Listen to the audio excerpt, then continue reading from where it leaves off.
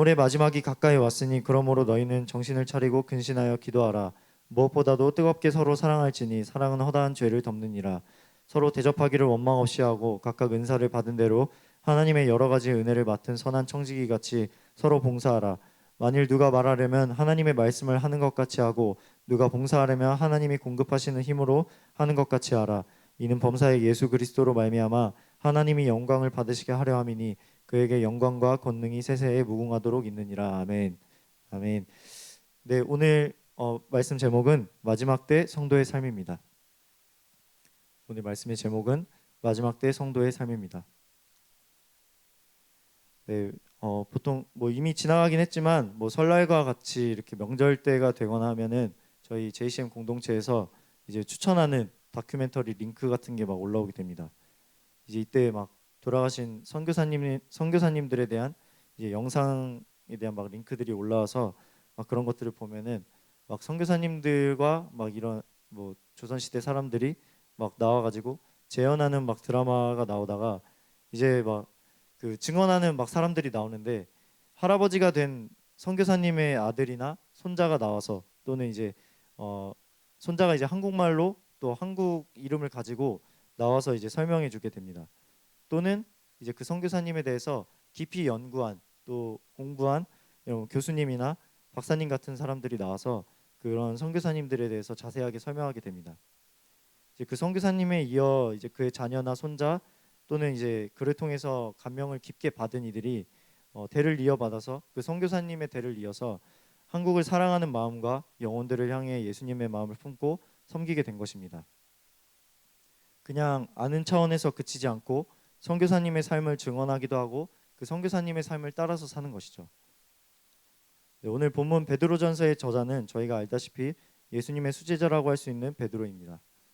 예수님께서 행하시는 놀라운 기적과 치유를 눈앞에서 보았고 이제 많은 사랑과 섬김을 받았습니다. 이후 예수님께서 십자가에서 죽으셨다가 부활하시는 모습, 또 승천하시는 모습, 이것들을 모두 보았고 예수님께서 말씀하신 대로 예루살렘 마가의 다락방에 모여서 기도할 때 성령을 받는 은혜까지 경험하게 됩니다. 이제 성령을 받은 이후에는 베드로는 예수님이 사셨던 삶과 동일하게 살게 됩니다. 이제 하나님의 말씀대로 하나님의 영광을 위해 사셨던 예수님처럼 이제 베드로는 예수님을 증거하는 인생이 된 것입니다. 예수님께서 말씀을 가르치시고 또 치유하고 또 전도하는 사역을 하셨던 것처럼 말씀을 전하면 이제 3천 명이 회심하는 놀라운 역사 가운데 쓰임 받게 되는 삶이 되었고 베드로가 가는 곳에 곳곳에서 치유와 성령의 역사가 일어나게 되었습니다. 이렇게 예수님의 수제자라 할 수 있는 베드로가 베드로전서를 남긴 시대는 성도들이 예수님을 믿는 것으로 인해서 이단이라고 여겨지고 또 십자가에서 많이 순교하던 때입니다. 지금 저희가 이렇게 좋은 장소에서 좋은 악기와 또 좋은 음향, 좋은 시설에서 편하게 예배를 드리는 때와는 달리 정말 예수님을 믿으려면 목숨을 내놓아야만 하는 시기였습니다. 이제 그런 시대의 성도들에게 예수님 가까이에서 예수님의 놀라운 역사들을 경험하고 또 예수님을 직접 경험한 베드로가 전하는 메시지는 어떤 내용이었을까요?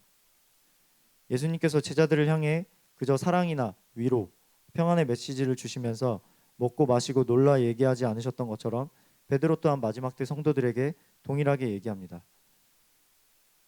베드로 자신이 경험한 것처럼 그들을 정말 살리는 메시지는 그것이 아니라는 것을 예수님과 함께 있으면서 경험했기 때문입니다. 네, 오늘날 저희는 많은 말씀을 들으면서 저희도 마지막 때에 살고 있다는 것을 알고 있습니다. 저희가 그것을 실감하든지 실감하지 않든지 그러한 지금이 마지막 때라는 것은 사실입니다. 네, 성경에서의 말씀처럼 예수님께서 다시 오실 날이 반드시 올 것인데 그 전에 성도들을 향한 핍박과 고난 또한 있을 것이라고 말씀합니다. 베드로가 마지막 때라고 말하는 당시 성도들의 고난과 핍박만큼은 아니지만 신앙을 하면서 저희가 지금 이 세상을 살다 보면 저희에게도 작은 뭐 고난이나 어려움이 있기 마련입니다. 이러한 작은 고난과 어려움은 예수님께서 오시기 전 저희의 신앙이 진정한 환난과 핍박을 견딜 수 있는 훈련을 위함입니다. 베드로가 핍박과 환난 가운데 순교하는 성도들을 향해 했던 이 결코 가볍지 않은 메시지가 동일하게 마지막 때를 살고 있는 오늘날의 저희들에게 임해서 정말 예수님이 오실 때를 준비하는 그런 영성을 준비하는 저희들이 될 것을 믿음으로 선포합니다. 지금 당장 저희 자신을 볼 때는 옆에 있는 한 사람도 감당할 수 없는 이렇게 주일에 원망하지 말라는 말씀이 선포돼도 그 한마디를 내뱉을 때마다 아차 싶은 그런 저희의 작은 그릇이 보이지만 저희는 마지막 때 이 시대와 거룩하게 구별되어서 자원하여 헌신하는 새벽 이슬과 같은 청년들이 될 거라는 사명을 받은 자들입니다. 주님께서 그러한 사명을 감당하는 자들이 되게 하실 것입니다. 오늘 말씀을 통해서 저희 자신을 더 이상 작은 것 때문에 흔들리는 차원의 작은 자들이 아니라 마지막 때를 준비하는 큰 믿음을 가진 신앙을 하게 되는 저희들이 될 줄 믿습니다. 첫 번째로 베드로는 성도들에게 마지막 때를 위한 준비를 하는 데 있어 기도에 대해 말씀합니다. 첫 번째로 기도하라입니다. 네, 베드로는 예수님의 제자입니다. 예수님의 제자이기 때문에 당연히 기도를 되게 잘하는 사람일 것이라 생각할 수 있지만 베드로도 한 시간도 기도하지 못하던 때가 있었습니다. 마가복음 14장 37절 말씀입니다. 돌아오사 제자들이 자는 것을 보시고 베드로에게 말씀하시되 시몬아 자느냐 내가 한 시간도 깨어 있을 수 없더냐. 아멘. 네, 기도의 자리까지 나아갈 수는 있었지만 육신의 패배에서 졸다가 내려올 수밖에 없던 사람이 바로 베드로였습니다. 저희도 기도하면서 이런 실수를 자주 범합니다. 저만 그런 건 아닐 겁니다. 기도하긴 하는데 이제 졸기도 하고 뭐 다른 세상 일들의 염려들이 많이 떠오르기도 하고 뭐 방금 했던 뭐 미디어나 뭐 게임 이런 여러 가지들이 막 생각나면서 기도의 자리로 나아가긴 하는데 기도를 하지 못하고 돌아갈 때가 허다합니다. 저희와 똑같았던 베드로가 근데 이렇게 기도를 강조할 수 있는 것은 기도의 돌파를 체험했기 때문입니다. 마가의 다락방에서 성령을 받은 이후에 베드로의 기도는 변하게 됩니다. 사도행전 10장 9절에서 11절 말씀입니다. 이튿날 그들이 길을 가다가 그 성에 가까이 갔을 그때에 베드로가 기도하려고 지붕에 올라가니 그 시각은 제6시더라. 그가 시장하여 먹고자 하매 사람들이 준비할 때에 황홀한 중에 하늘이 열리며 한 그릇이 내려오는 것을 보니 큰 보자기 같고 내 귀를 메어 땅에 들이웠더라. 한 시간도 기도하지 못하던 베드로가 이제는 기도할 때 하나님께서 환상을 보여주시는 것을 보게 되는 차원으로 바뀌게 됩니다. 이런 기도의 변화를 경험하게 된 베드로가 마지막 때 성도들을 향해 기도하라고 권면합니다. 첫 번째로 기도의 이유입니다. 베드로전서 4장 7절 말씀입니다. 만물의 마지막이 가까이 왔으니 베드로는 만물의 마지막이 가까이 왔기 때문에 기도해야 한다고 말씀합니다. 저희가 믿든지 믿지 않든지 지금은 마지막 때입니다. 성경에서 말씀하는 마지막 징조들이 곳곳에서 나타나고 있는 시대입니다. 전쟁과 기근 또 재난이 여기저기에서 일어나고 있고 거짓 선지자들이 젊은 청년 세대들을 미혹하고 있으며 청소년들도 음란과 동성애, 마약에 중독되어가는 영적으로 매우 타락한 시대입니다. 이런 마지막 때를 분별하지 못하고 저희는 기도해야 하는 이유에 대해서 저희가 하나님을 위해서 기도해 준다고 착각할 때가 너무 많습니다. 그래서 기도의 자리로 나아가는 내 시간을 하나님께 헌신하는 시간이라고 생각하기도 합니다. 근데 베드로는 하나님을 위해서가 아니라 마지막 때가 가까이 왔기 때문에 기도하라고 말씀합니다. 마지막 때는 내가 심판을 받는 때입니다. 내가 하나님께 받을 심판을 위해서 나를 위해서 기도하라는 것입니다. 베드로전서 1장 17절 말씀입니다. 외모로 보시지 않고 각 사람의 행위대로 심판하시는 이를 너희가 아버지라 부른즉 너희가 나그네로 있을 때를 두려움으로 지내라. 하나님께서는 각 사람을 심판하시되 행위대로 심판하신다고 말씀하십니다. 이 땅에서 나그네로 있는 저희가 마지막 때를 심판받는 인생이 되지 않고 사단의 시험에 승리할 수 있는 방법은 십자가를 지고 하나님의 말씀대로 순종하는 것입니다. 그런데 육신이 강하니까 말씀대로 살지 못합니다.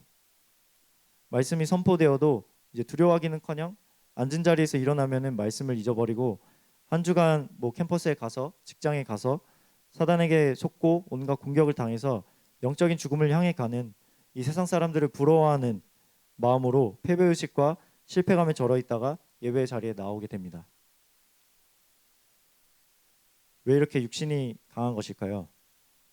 말씀을 떠올리고 싶지만 왜 말씀이 떠오르지 않을까요? 기도하지 않기 때문입니다. 최근 제가 이러한 영적인 죽음의 상태에 있었는데요. 뭔가 기도도 하고 또 예배도 드리고 하지만 직장에 가서 일을 하다 보면 그 일을 하는 것에 치우쳐서 하나님의 말씀이 무엇이었는지 잊어버린 채로 퇴근하다가 다시 생각하게 되는 때가 많았습니다. 그러면서 이게 맞는 건가 그런 생각을 하면서 말씀대로 살지 못하는 저의 삶이 너무나도 뼛속 깊이 묵상이 되었습니다.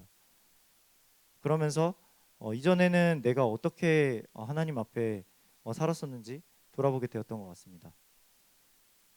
하나님께서 기도의 자리에서 어떤 긴 시간을 기도해야만 그런 것이 아니라 정말 깊은 기도 가운데 하나님 앞에 기도로 나아갔을 때 하나님께서 깨닫게 해주시는 어떤 말씀과 또 하나님이 들려주시는 음성으로 인해서 그 하루가 말씀으로 사라졌던 것이 제가 어떤 노력을 해서가 아니라 하나님께서 일하여 주셔서 하나님의 말씀으로 사라졌던 그때가 많이 생각나게 해주셨던 것 같습니다. 그래서 지금은 그때보다 더 많이 기도하고 그때보다 더 많이 예배드리는데 지금은 말씀이 제 삶에 남아있지 않아서 말씀에 순종하는 것이 없는 삶임을 하나님께서 되돌아보게 해주셨습니다. 이처럼 기도하지 않기 때문에 기도에 대해서 깨어있지 못하기 때문에 내 영이 다 죽고 육신은 살아나서 말씀대로 살 수 없는 것입니다. 육신의 정욕과 죄의 소욕에 패배할 수밖에 없는 영성인 것입니다. 기도해야 내 영이 살아나고 성령께서 그때 주시는 말씀이 또 음성이 들리게 됩니다. 고린도전서 2장 14절 말씀입니다. 육에 속한 사람은 하나님의 성령의 일들을 받지 아니하나니 이는 그것들이 그에게는 어리석게 보이며 또 그는 그것들을 알 수도 없나니 그러한 일은 영적으로 분별되기 때문이라. 아멘. 육에 속한 사람은 성령의 일들이 어리석게 보이고 알 수도 없다고 말씀합니다. 정말 두려운 말씀인 것 같습니다. 이것은 불신자들에게 하는 말이 아니라 교회 안에 있으면서도 육신의 것으로 또 이 땅의 것으로 충만한 사람들에게 주시는 말씀입니다. 저희가 아무리 예배를 드리러 나와도 이번 한 주간 내 육신을 채우는 일들, 또 내 영이 하나님과 깊이 교제하는 기도에 들어가는 것을 방해하는 모든 미디어나 음란물, 세상 친구, 게임, 내 혼을 만족시키는 것들을 꺾을 생각 없이 자리에 앉아 있는 것만으로 만족한다면 그 결과가 어떠한지는 여러분들이 더 잘 아실 것입니다. 그것을 한 번은 결단하게 되는 역사가 있을 줄 믿습니다. 지금은 근신하고 깨어 기도해야 하는 때입니다. 기도는 저희가 육신의 생명이 살기 위해서 밥을 먹는 것처럼 하나님께서 저희를 영적으로 살려주시기 위해서 교제를 이루어 주시고 삶에서 성령의 음성을 들려주시기 위해 주시는 영적 양식을 얻는 시간입니다. 어떤 지금의 상황에서 안주하는 것이 아니라 시대를 분별함으로 기도를 놓치지 않게 되시는 여러분이 되시기를 축복합니다. 특별히 부르짖는 기도와 주님을 사모함으로 마음을 깨트리는 기도, 한나와 같이 성령의 임재에 잠기는 그러한 기도를 통하여서 주님과의 진정한 교제가 살아나게 되는 내 영이 살아나게 되는 기도 시간이 되실 줄 믿습니다. 베드로는 기도해야 하는 이유가 마지막 때이기 때문이라 말씀하면서 두 번째로는 기도하는 방법에 대해 말씀합니다. 두 번째로 기도의 방법입니다. 베드로전서 4장 7절 후반부를 보면 그러므로 너희는 정신을 차리고 근신하여 기도하라. 너희는 정신을 차리고 근신하여 기도하라고 말씀합니다. 여기에서 근신하다라는 의미가 조금 생소할 수 있는데요. 이제 근신하여라는 말은 킹제임스 버전으로 술에 취하지 않은, 냉철한, 진지한이라는 뜻을 가진 영어 단어입니다. 즉 베드로는 기도할 때 뜬구름 잡는 것처럼 몽롱하게 또 추상적으로 하는 것이 아니라 정신을 차리고 냉철하게 진지하게 기도하라고 하는 것입니다. 베드로가 진지하고 냉철하게 기도하라는 이유가 무엇일까요? 베드로는 예수님의 십자가 사건 이전에 겟세마네에서 기도의 자리에 깨어있지 못했습니다. 그 결과 예수님의 십자가 앞에서 예수님을 3번 부인하고 도망치게 됩니다. 깨어서 기도하지 못하게 될 때는 영적으로 패배할 수 없다는 것을 경험적으로 아는 것입니다. 저희는 지금 육신적으로 누릴 것이 많은 매우 평안한 때에 살고 있습니다. 예수님을 믿는다고 해서 누가 뭐라고 할 수는 있지만 그것 때문에 저희의 목숨이 왔다 갔다 할 정도의 그런 위험이나 고난, 핍박은 없습니다. 그러나 저희가 믿든지 믿지 않든지 예수님께서 마지막 때 예수님을 믿는지 아닌지의 시험과 함께 고난과 핍박을 받을 날이 실제 오게 된다고 말씀하셨습니다. 예수님의 말씀은 영원 불변하기 때문에 반드시 이루어지는 줄 믿습니다. 지금 내게 와닿지 않는다고 해서 마지막 때가 현실이 아닌 것이 아닙니다. 100년 전에 이 땅에 복음을 전하기 위해 순교했던 선교사들과 일제의 핍박 가운데에도 믿음을 지켰던 믿음의 선배들의 기도와 희생으로 지금 저희는 자유롭게 신앙할 수 있고 기도할 수 있는 환경 가운데 있습니다. 그런데 하나님께서 이런 축복을 주시니까 나의 육신의 소욕을 채우고 싶어서 기도하지 않게 되는, 저희가 하나님께 어떤 기준으로 평가받을지 한번 점검해 보아야 할 것입니다. 저희가 믿음의 선배들보다 더 많이 받은 자라는 것은 분명한 사실입니다. 더 많이 받은 자는 더 많은 것을 요구받습니다. 이 땅 차원의 것에 매여서 우리 자신만 잘 먹고 잘 살겠다고 살기 위한 때가 아닌 것입니다. 정신을 차리고 깨어서 진지하게 기도해야 하는 시기입니다. 만물의 마지막이 다가오는 것을 알면서도 작은 것 하나 때문에 하나님께 삐지고 원망하는 차원을 뛰어넘게 되는 저희가 될 것을 믿음으로 선포합니다. 저희는 그런 것 때문에 이제 낭비할 시간이 없는 줄 믿습니다. 기도로 크신 하나님 나라를 바라볼 수 있는 다음 영적 차원으로 넘어가는 저와 JCM 될 것을 믿음으로 선포합니다. 네, 두 번째로는 사랑하라입니다.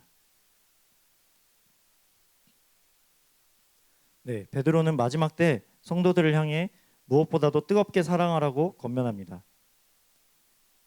네, 8절 말씀을 보면 베드로전서 4장 8절 말씀입니다. 무엇보다도 뜨겁게 서로 사랑할지니 사랑은 허다한 죄를 덮느니라. 네, 보통 사랑하면 어떤 것이 떠오르시나요? 네, 보통은 예수님께서 따뜻하게 안아주시는 낭만적인 이미지를 상상하게 됩니다. 네, 그렇다면 베드로가 예수님께 받은 사랑이 무엇이었는지 보도록 하겠습니다. 베드로는 처음에 예수님이 사역을 하시면서 가장 많은 시간을 보내주시고 또 놀라운 기적과 치유의 현장 가운데 함께한 제자입니다. 또한 예수님이 직접 발을 씻어주시는 그러한 사랑을 경험했습니다. 저희가 생각하는 그런 따뜻한 예수님, 사랑의 예수님입니다. 근데 베드로는 그런 사랑을 주신 예수님을 3번 부인하고 배신하게 됩니다. 저희도 알다시피 베드로가 예수님을 사랑하지 않았던 것은 아닙니다. 베드로와는 다르게 근데 예수님은 베드로를 끝까지 사랑하셨습니다. 그리고 사랑하는 베드로의 죄를 용서하기 위해서 십자가에 죽는 것을 멈추지 않으셨습니다. 끝까지 십자가를 견디시고 죽으신 것입니다. 네, 오늘 본문에서의 사랑은 체리티라는 단어입니다. 네, 관용이 이것이 우리가 흔히 알기로는 자선이라는 의미도 있지만 관용이라는 뜻도 있습니다. 관용이란 그 남의 잘못을 너그럽게 받아들이거나 용서한다는 의미입니다. 베드로가 가장 마지막으로 경험한 예수님의 사랑은 바로 예수님을 배신한 베드로를 버리지 않으시고 끝까지 십자가에서 죽으신, 또 부활하시고 나서도 다시 먼저 베드로를 찾아가셔서 내가 나를 사랑하느냐, 내 양을 먹이라 용서해 주시는 사랑입니다. 네, 다시 8절 말씀을 보면 무엇보다 뜨겁게 서로 사랑할지니 사랑은 허다한 죄를 덮는다고 말씀합니다. 한번 저희가 엄청나게 사랑으로 섬겨주고 또 시간과 물질을 쏟아부었던 캠퍼스 영혼이나 친구가 저희를 지금까지 이제 속이고 죄를 지었다고 생각해 보겠습니다. 그 죄를 그냥 덮어주실 수 있으신가요? 지금은 뭔가 추상적일 수 있지만 실제 그러한 상황을 맞닥뜨리게 된다면 결코 쉽지 않을 것입니다. 저희의 생각과 감정 또 주장하고 싶은 것을 꺾어야만 그 죄를 용서하고 덮어주는 것이 가능합니다. 즉 베드로는 허다한 죄를 덮어주는, 또 나를 꺾어야만 하는, 내가 죽어져야만 하는 십자가 사랑을 하라고 권면하는 것입니다. 베드로는 예수님께서 십자가에 죽으셔야만 한다고 말씀하셨을 때 다른 제자들은 다 잠잠히 있을 때 베드로는 진심으로 그런 일은 일어나서는 안 된다고 항변할 정도로 예수님께 대하여 유별난 사랑과 열정을 가진 자였습니다. 사실 이것도 저희가 생각하면은 예수님을 정말 사랑하는 마음이 있기 때문에 말할 수 있는 것이었습니다. 또한 예수님이 잡혀가실 때도 용감하게 그 말고의 오른편 귀를 베어버릴 정도로 예수님을 향해 매우 뜨거운 마음이 있던 자였습니다. 그런데 아무리 그런 사랑을 가진 베드로였어도 결국은 예수님을 배신하게 되는 것입니다. 반대로 예수님은 끝까지 베드로를 배신하지 않으시고 용서와 사랑을 주셨습니다. 베드로가 예수님께 드렸던 사랑과 예수님께서 베드로에게 주신 사랑은 뭐가 달랐던 것일까요? 요한복음 15장 13절 14절 말씀입니다. 사람이 친구를 위하여 자기 목숨을 버리면 이보다 더 큰 사랑이 없나니 너희는 내가 명하는 대로 행하면 곧 나의 친구라. 아멘. 네, 예수님께서 십자가 지시기 전에 제자들에게 하신 말씀입니다. 예수님께서는 이미 요한복음 13장에서 베드로가 3번 부인할 것에 대해 말씀하셨습니다. 베드로와 제자들이 배신할 것을 이미 알고 계셨던 것입니다. 그런데도 불구하고 너희는 나의 친구라 여겨주셨고 자기 목숨을 버리기로 작정하신 이보다 더 크다고 말할 수 없는 사랑을 보여주십니다. 예수님과 베드로의 사랑의 차이는 단 한 가지, 바로 십자가의 유무입니다. 베드로도 예수님을 너무나 뜨겁게 사랑했지만 베드로가 예수님을 사랑하는 사랑은 자신이 살아있는 사랑입니다. 베드로가 예수님을 사랑한다고 해서 자신이 죽는 일은 없었습니다. 그러나 예수님께서는 베드로를 위해서 죽기로 이미 작정하셨고 죽으셨습니다. 이미 예수님의 뜻과 예수님의 자아가 죽어지셨기 때문에 예수님을 배신했던 베드로와 달리 끝까지 베드로를 사랑하실 수 있으셨습니다. 이런 예수님의 십자가 사랑과 또 자기 목숨을 버리는 사랑을 받은 베드로에게 사랑의 무게는 저희가 생각하는 것과는 매우 다른 것이었을 것입니다. 비천한 어부 출신인 나를 친구 삼아 주실 뿐만 아니라 나를 위하여 자기 목숨을 버리는 사랑이 가장 큰 사랑임을 알게 된 것입니다. 베드로는 이렇게 자신이 예수님께 받은, 그리고 저희가 예수님께 받은 이 허다한 죄를 덮는 사랑을 서로 간에 행할 것을 권면합니다. 서로 사랑하라고 할 때 서로의 대상은 성도들 간에 사랑하라는 의미가 될 것입니다. 예수님께서는 제자들에게 내가 너희를 사랑한 것과 같이 서로 사랑하라는 새 계명을 주시면서 예수님을 사랑하는 자가 이 계명을 지킬 것이라 말씀하셨습니다. 예수님께서 주신 십자가 사랑을 제자들도 서로 행하라는 것입니다. 내 옆에 있는 믿음의 지체 한 사람의 죄도 감당하지 못하면서 더 많은 죄와 세상 가치관에 잡힌 영혼들의 죄를 덮어준다는 것은 불가능한 일입니다. 그러나 아쉽게도 저희는 옆에 있는, 또 심지어 믿음의 공동체 안에 있는 한 사람의 죄를 덮어줄 수 있는 능력이 없습니다. 작은 일에도 상처를 받고 또 원망하는 마음을 품게 됩니다.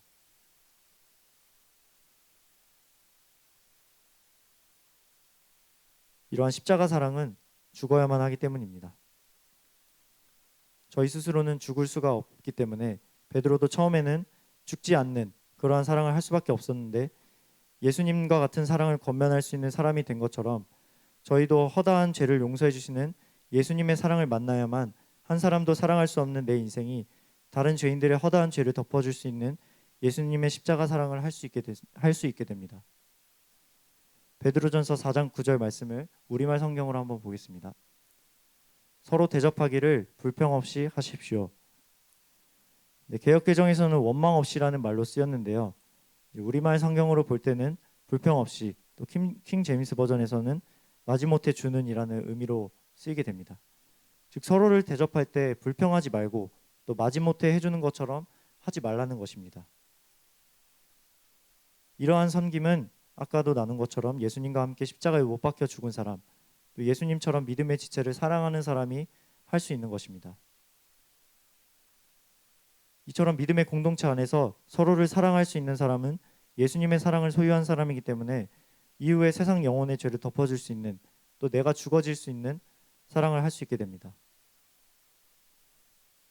요즘 시대는 너무나도 많은 청년들이 예수님의 사랑으로 채워지지 않았기 때문에 음란과 마약과 돈과 같은 것에 중독되어서 이러한 것으로 마음을 채우게 되고 또 결국 사단에게 죄의 노예가 되어서 사망에 이르게 됩니다. 이렇게 죄악을 사랑하는 또 육신에 속한 이들이 미워하는 것은 결국 성령에 속한 그리스도인입니다. 그리스도인들이 아무리 많은 사랑을 준다고 할지라도 결국 미움과 배신을 당하게 되는 것입니다. 예수님도 제자들에게 버림당하셨고 사도 바울도 엄청난 사랑과 헌신을 쏟고 또 치유와 기적 가운데 함께했던 수많은 제자들에게 배신당했습니다. 그러나 그런 미움과 배신을 받고서도 그리스도인의 사명은 예수님이 저희에게 주신 십자가 사랑처럼 또 사도 바울의 사랑처럼 죄인 한 사람을 내가 죽어짐으로 사랑하고 용서하는 것입니다. 그러한 진짜 사랑이 있을 때 캠퍼스의 한 영혼이 예수님께로 돌아오는 놀라운 역사가 일어나게 됩니다. 지금 저희는 캠퍼스와 직장에서 그러한 연습과 훈련을 받고 있습니다. 이제 평소에는 친하다가도 복음만 전하면 다들 거리를 두는 것을 경험하게 됩니다. 이제 그러할 때 많은 배신감과 또 거절의 상처가 들 수 있습니다. 허다한 죄를 덮어주는 예수님의 십자가 사랑 없이는 감당할 수 없는 것입니다. 이런 마지막 시대에 그리스도인들이 세상 사람들에게 성경적인 지식이나 많은 프로그램에 오게 한다고 해서 세상이 주는 쾌감보다 더 큰 만족감을 줄 수는 없습니다. 아마 저희들도 그 프로그램이 끝나고 나서 다른 것으로 채우고 싶다고 느낄 것입니다. 세상 사람들도 영이 있기 때문에 진짜 사랑, 또 진짜가 무엇인지, 또 짝퉁이 무엇인지 느끼게 됩니다. 나를 정말 사랑해 준다는 것을 영이 아는 것입니다. 제가 신입생 때를 돌아보게 되었을 때 하나님께서 공동체에서 받았던 어떤 사랑에 대해서 좀 돌아보게 해주셨던 것 같습니다. 저도 모태신앙이었는데 이렇게 제가 원래 다니던 교회에서는 항상 뭔가 딱딱한 분위기, 그래서 교회에 가는 것이 내가 왜 가야 되는 걸까 잘 모르겠는 그런 느낌을 많이 받았었습니다. 그래서 실제로 중고등학교 때가 되었을 때는 조금씩 안 나가기 시작하다가 고등학생 때는 거의 나가지 않게 되는, 수련회에서 실제로 도망치기도 하고 탈출하기도 했습니다. 그래서 그런 정말 예수님의 사랑을 알지도 못했을 뿐만 아니라 어떤 공동체 사람들과도 그런 전혀 어떤 아무런 관계가 없는 그런 삶이었던 것 같아요. 그런데 처음 여기 이 공동체에 이 선배들을 보게 되었을 때 뭔가 다르다는 것을 느꼈습니다. 실제로 예수님 앞에서 사는 삶과 또 예수님의 말씀에 순종하는 것, 그리고 예수님이 살아계신 것처럼 기도하는 것이 달라진 것처럼 느껴지기도 했지만 정말 다르다고 느꼈던 것은 정말 예수님을 사랑하는 것처럼 옆에 있는 지체를 사랑하는 그것이 느껴졌기 때문입니다. 그래서 저도 이 사람이 저를 대하는 것이 예수님을 사랑하는 마음으로 저를 대하는 것이라는 것이 느껴졌던 것 같습니다. 그러면서 뭔가 진짜 예수님이 살아계신가 하는 어떤 의문과 또 호기심이 생겼던 것 같아요. 그러한 것처럼 어떤 세상 영혼들도 캠퍼스나 직장에서의 또 가족들의 그런 믿지 않는 사람들도 저희가 변화되는 어떤 예수님 앞에서 행동하는 그런 사랑하는 것들을 다 보고 느낍니다.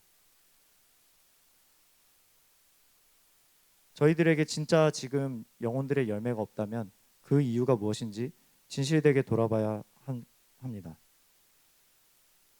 네, 아직 이러한 예수님의 십자가 사랑을 저희가 경험해보지 못했기 때문에 알지 못하는 것이라면 인생에 한 번은 이러한 예수님의 십자가 사랑을 경험하기를 결단하시기를 바랍니다.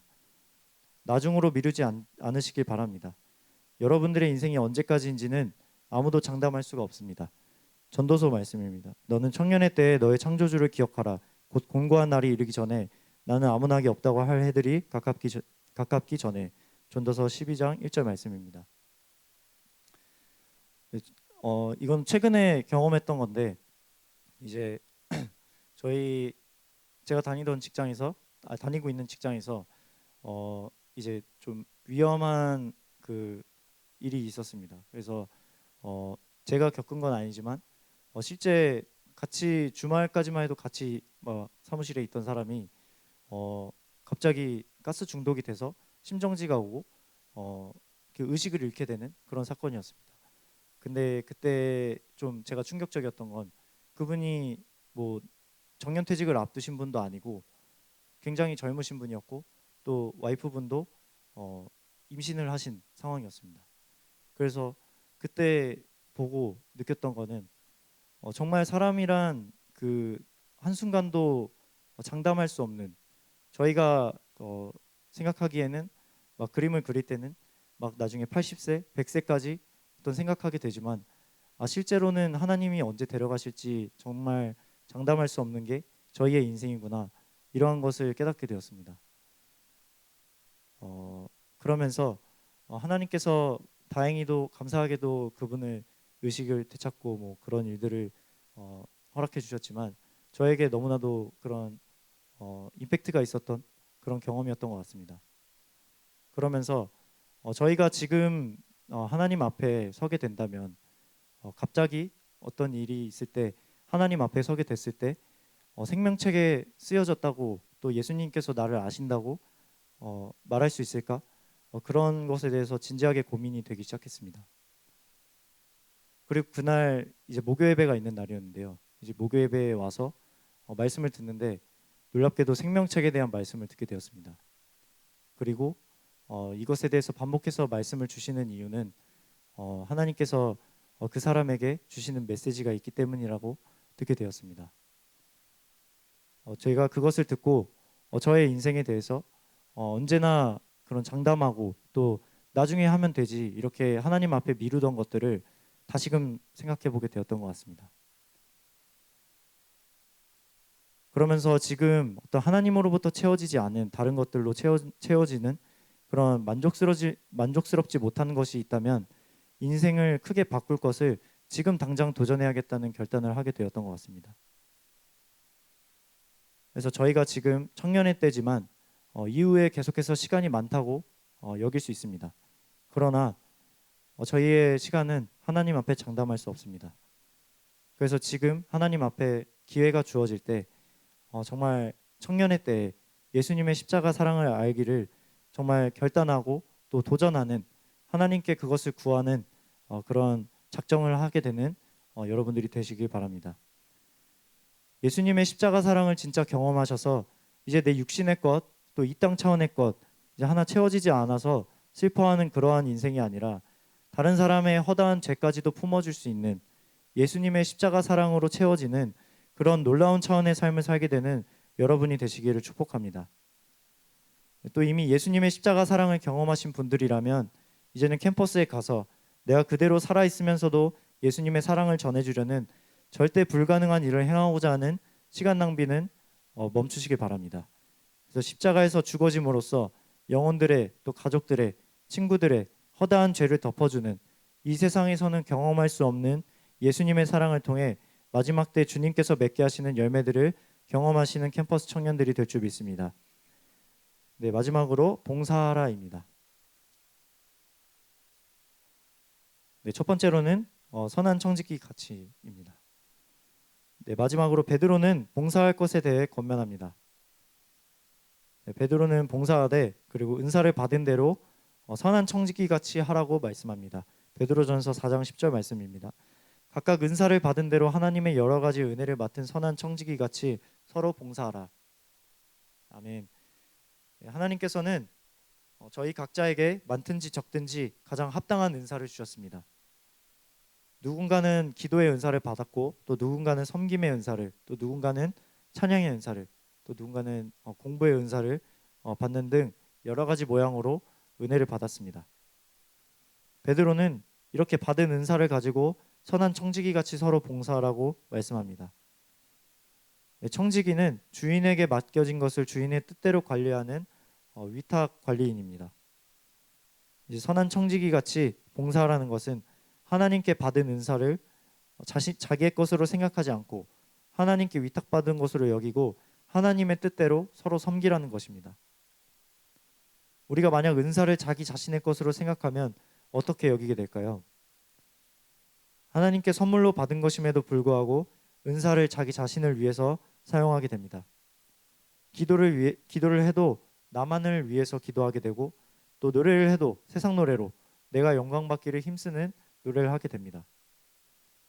반대로 은사를 이 땅에서 하나님께 잠시 받은 것으로 여기는 사람은 원래 내 것이 아니라 하나님께로부터 맡겨진 은사이기 때문에 나만을 위해서 사용하지 않게 됩니다. 은사는 선물이라는 뜻이 있습니다. 내 것이 아니라 하나님께 받은 선물이라는 것입니다. 하나님께 받은 선물이라 해도 받아들이게 되는 반응은 사람마다 다릅니다. 선물을 받은 이후부터 내 것으로 여기는 사람은 당연한 것처럼 여기게 되고 당연히 내 뜻대로 사용하게 됩니다. 그러나 선한 청지기는 주인에게 위탁받은 것을 자신을 위해 사용하지 않고 주인의 뜻대로 사용하는 사람입니다. 그래서 선한 청지기와 같은 자세를 가진 사람은 하나님께로부터 은사를 선물로 받았을 때 이것을 주인의 뜻대로 섬기는 일에 사용하게 됩니다. 사도행전 3장 6절 8절 그리고 12절 말씀을 보도록 하겠습니다. 베드로가 이르되 은과 금은 내게 없거니와 내게 있는 이것을 내게 주노니 나사렛 예수 그리스도의 이름으로 걸으라 하고 오른손을 잡아 일으키니 발과 발목이 곧 힘을 얻고 뛰어서서 걸으며 그들과 함께 성전으로 들어가면서 걷기도 하고 뛰기도 하며 하나님을 찬송하니 베드로가 이것을 보고 백성에게 말하되 이스라엘 사람들아 이 일을 왜 놀랍게 여기느냐 우리 개인의 권능과 경건으로 이 사람을 걷게 한 것처럼 왜 우리를 주목하느냐. 아멘. 네, 베드로가 성령의 은사, 성령의 선물을 받고 나서부터는 그것을 자신의 것으로 여기지 않게 되었습니다. 그리고 이 일로 자신이 영광받거나 자신을 위하지 않고 다른 일을 섬기고 하나님의 영광을 드러내게 됩니다. 최근 큐티 말씀에도 있었는데 베드로와 제자들이 원래 어떤 사람들이었나요? 원래 예수님이 십자가를 앞두고 있던 상황에서도 누가 더 큰지에 대해서 논쟁하던 자들입니다. 그런데 베드로가 성령을 받고 나서 성령의 은사를 받고 나서 자기가 영광 받는 것에 사용하지 않고 다른 사람의 치유와 또 하나님의 영광을 위해서 사용하게 됩니다. 저희도 느끼다시피 마지막 때는 점점 더 자기 자신만을 위해서 사는 개인주의 시대가 되어가고 있습니다. 저희도 이 시대의 영향을 아예 받지 않았다면 거짓말일 것입니다. 이제 원래 정이 많다는 그런 나라로 알려진 우리나라도 이제 어느덧 이웃 간에 서로 이름도 모르고 또 서로 인사하는 문화도 많이 사라졌습니다. 그런 저희가 받은 은사를 저희의 뜻대로 저희만을 위해서 사용하지 않고 다른 사람을 위해서 또 하나님의 영광을 위해서 사용하는 것은 자기를 부인하지 않고는 불가능한 것입니다. 저희가 이제 교회를 오래 다니다 보면 소원함이라는 단어에 속기가 쉽습니다. 그래서 어떤 소원함이라 할 때 내가 낮아지고자 하는 소원함, 육신을 꺾고 십자가에 못 박히는 소원함은 무시할 때가 많습니다. 그러면서 이제 어떤 하나님께서 큰 비전을 주실 때나 나를 위한 내가 어떤 높아지는 것 같은 그런 느낌이 드는 소원함에는 즉각적으로 반응하게 됩니다. 그러나 소원함이란 성령께서 주시는 거룩한 소원함입니다. 저희가 너무나도 이 사실을 간과할 때가 많지만 저희 자신은 신뢰할 수 있는 대상이 아닙니다. 그렇기 때문에 저희는 스스로 선한 마음을 가지고 하나님께 받은 은사를 다른 사람을 섬기는 데에 쓸 사람들이 아닙니다. 그래서 교회에서 목사님이 늘 말씀하시는 것이 반대로 하라는 말씀이시죠. 저희는 하나님을 섬기는 직분을 맡을 때까지도 자신의 영광을 위해서 은사를 사용할 수도 있는 사람들입니다. 예배를 섬기는 자리나 어떤 직분의 자리에 있다고 해서 하나님을 위해서 사용하고 있다고 속지 않아야 할 것입니다.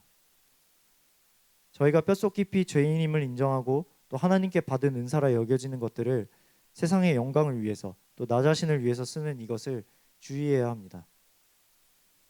선한 청지기처럼 은사는 하나님께 맡겨진 바 된 선물임을 기억하므로 내 육신의 소원함을 부인하고 하나님의 뜻대로 성령께서 주시는 거룩한 소원함을 따라 섬겨야 합니다.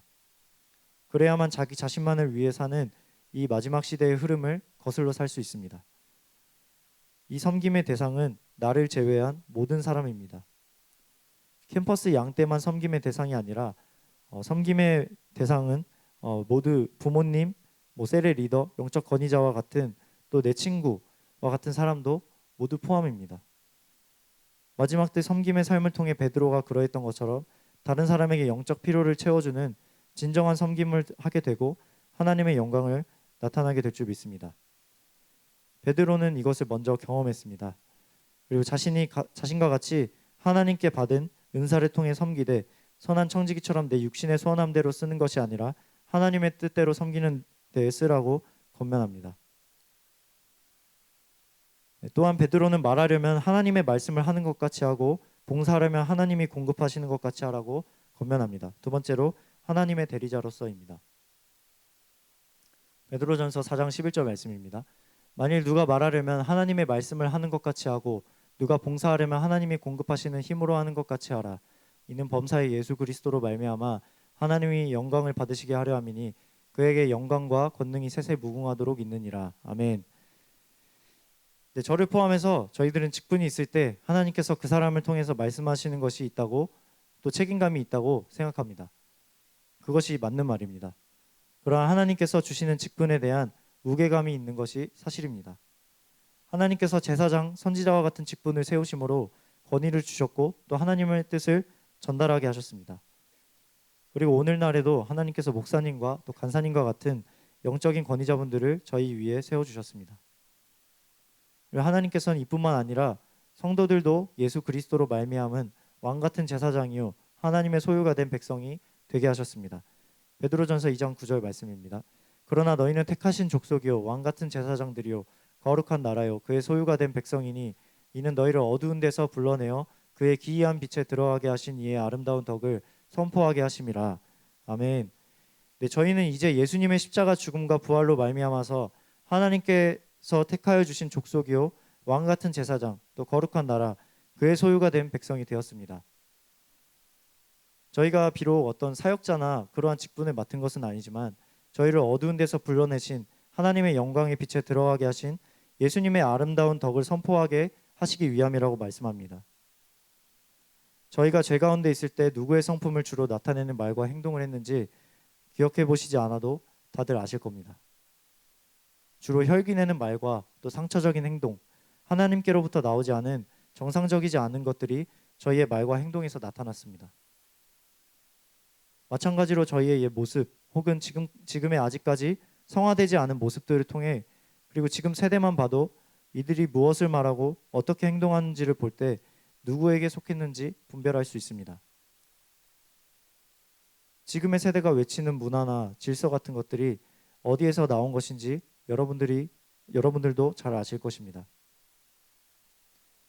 동성애나 낙태, 불륜과 같은 이전까지 당연하게 비정상적인 것들로 여겨지던 것들이 사람들에게 부끄러워서 음지에서만 이루어지던 죄들을 이제는 정상으로 바꿔달라고 외치는 하나님의 뜻과 정반대되는 것을 진리로 만들기 위해 애쓰는 시대입니다. 이것이 누구로부터 나오는 말이고 누구를 섬기는 것인지 저희도 다 알 것입니다. 누구에게로부터 공급받은 힘으로 그렇게 헌신적으로 누구의 영광을 나타내고 있는지 생각해 볼 수 있습니다. 이렇게 비정상적인 것들이 그들에게서 나오는 이유는 죄로 인해 죄의 노예, 사단의 종이 된 신분이기 때문에 그들의 아비의 성품을 나타내는 것입니다. 그러나 예수님께서 십자가 죽음으로 말미암아 하나님 나라에 속하게 되는 은혜를 주셨습니다. 이제 말하는 것과 행하는 것이 하나님 아버지를 나타내는 대리자의 신분이 된 것입니다. 저희가 섬길 때 받은 은사들을 하나님의 뜻대로 사용하는 것은 당연할 뿐더러 이제 말하는 것이 하나님께로부터 나온 것처럼 또 행동하는 것이 하나님께로부터 공급받은 것처럼 다른 이들을 섬기는 삶을 살아야만 한다는 것입니다. 육신의 세력과 과거 세상 가치관이 충만하던 나의 옛사람, 옛 라이프 스타일이 그대로 살아있으면 안 되는 것입니다. 그렇지 않으면 사단에게 잡힌 불쌍한 영혼들을 지옥에서 꺼내올 수 없을 것입니다. 그렇기 때문에 베드로는 마지막 때 성도들에게 이제는 말하는 것을 하나님의 말씀을 하는 것처럼 하나님께로부터 공급받은 힘으로 봉사하는 것처럼 하나님의 성품을 나타내는 대리자의 신분으로 행하라고 권면합니다. 이것은 꼭 남을 위해서만이 아닙니다. 초반부에서 마지막 때 저희가 심판받는 기준에 대해서 보게 되었습니다. 하나님의 말씀을 행하느냐, 행하지 않느냐를 따라서 심판을 받게 된다고 했습니다. 마찬가지로 하나님께 속한 삶을 사는 사람은 하나님의 말씀대로 믿음의 지체들을 사랑하고 또 세상에서 죄에 허덕이는 영혼들을 섬기는 삶을 살게 될 것입니다. 그러나 반대로 하나님의 뜻대로 행하지 않고 마지막 때 사단에게 속한 자들은 사단에게 속한 자들을 부러워하고 이들을 따라 행하는 삶을 사는 자들에 대하여는 아무리 교회에 나와서 예배 자리에 앉아 있어도 또 아무리 섬길 수 있는 직분의 자리에 있어도 자신만을 위해서 섬기다가 심판받는 인생이 될 것입니다. 그것으로 하나님께서는 하나님의 백성인지 사단의 백성인지 사람들을 구분하고 심판하실 것입니다. 저와 여기 계신 분들은 다 하나님께 속한 말과 또 하나님께로부터 받은 성령의 힘으로 섬김의 삶을 사는 자들이 될 것을 믿음으로 선포합니다. 다시 한번 베드로전서 4장 11절 말씀을 보도록 하겠습니다. 만일 누가 말하려면 하나님의 말씀을 하는 것 같이 하고 누가 봉사하려면 하나님이 공급하시는 힘으로 하는 것 같이 하라. 이는 범사에 예수 그리스도로 말미암아 하나님이 영광을 받으시게 하려 함이니 그에게 영광과 권능이 세세 무궁하도록 있느니라. 아멘. 네, 베드로는 이 모든 것이 범사에 예수 그리스도로 말미암아 하나님이 영광을 받으시게 하기 위함이라고 말씀합니다. 그리스도께서 저희를 위해 십자가에 달려 죽으시는 가장 큰 섬김의 본을 이미 보여주셨습니다. 그리고 저희 또한 예수님의 섬김을 따라 본받는 삶을 살게 하셨습니다. 저희는 이제 그리스도로 말미암아 이제 저희 하나님께 속한 자가 되었습니다. 저희가 이 시대와 구별되는 옛사람이 십자가에 못 박히는 죽음이 예수님과 함께 있어야 하는 줄 믿습니다. 하나님의 뜻을 따라서 하나님의 말씀을 하는 것과 같이 캠퍼스 영혼들에게 생명이 되는 말, 옆에 동역자에게 격려하고 세워주는 말, 또 하나님의 질서와 권위를 따라 부모님과 영적 권위자들을 섬기는 말을 하는 자들이 이미 된 것을 믿고 선포합니다. 결론입니다. 네, 오늘 말씀을 통해서 마지막 때 성도들의 삶에 대해서 봤습니다. 기도하고 또 사랑하며 봉사하는 삶입니다. 네, 이 모든 것을 꿰뚫는 것은 결국 십자가입니다. 정신을 차리고 깨어서 기도하기 위해서는 저희들의 육신의 세력을 죽여야 합니다. 사랑하기 위해서 저희들의 자존심을 십자가에 못 박아야 합니다. 또 은사를 나를 위해서가 아니라 하나님의 뜻대로 사용하기 위해서는 저희들의 높아지고 싶은 욕심과 사람들에게 인정받고 싶은 자아가 죽어야 합니다. 하나님의 말씀처럼 말하기 위해서 저희들이 하고 싶은 말을 죽여야 합니다. 또한 마지막으로 하나님께로부터 공급받은 힘으로 섬기기 위해서는 낮은 자리로 가서 저희가 힘이 없는 것처럼 저희의 힘을 빼고 하나님께로부터 힘을 공급받아야 합니다. 마지막 때는 저희가 죽어야 합니다. 저희가 죽어야 사단에게 미혹받지 않고 끝까지 예수님을 배신하지 않을 수 있는 영성을 지닌 자가 되어 승리할 수 있습니다. 그렇기 때문에 베드로는 기도하고 사랑하고 봉사할 것에 대해서 권면합니다. 저희는 이제 예수님의 생명과 예수님의 아름다움, 하나님의 영광이 나타나는 삶이 되었습니다. 이제 정신을 차리고 깨어서 기도하는 삶이 되어서 이제 다른 이들을 가정과 캠퍼스, 공동체, 직장에서 사랑으로 허다한 죄를 덮어주는 인생, 영적인 섬김을 멈추지 않는 하나님의 영광이 드러나는 삶이 될 것을 믿음으로 선포합니다.